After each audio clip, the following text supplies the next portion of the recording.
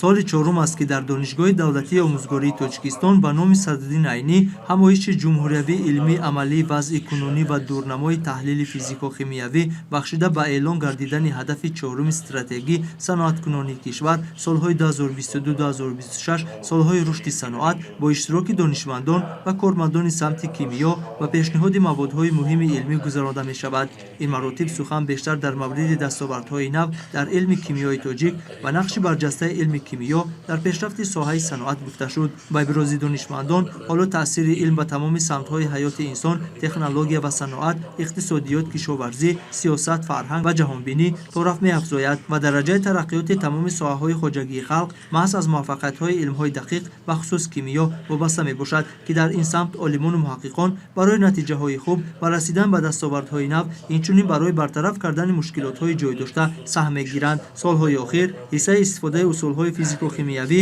ва физикавӣ дар илм ва истеҳсолот зиёд шуда истодааст. Дар ҳамоиш гуфта шуд, ки дар шароити кунунӣ истифода аз роҳу усулҳои наву самараноки истеҳсоли маводҳои хӯрока, ба роҳ мондани истеҳсолоти дараҷаи техникии баланд, автоматикунонии равандҳои идоракунии зинаҳои истеҳсолот, кам кардани партовҳои саноатӣ ва пешгирии ифлосшавии табиат тақозо мекунад, ки дар қатори технологҳо, таҳқиқотчиён, мутахассисони ҷавони соҳаи кимиёи таҳлилиро ҷавобгӯ ба талаботи рушди соҳаҳои гуногуни хоҷагии халқи кишвар омода кунем.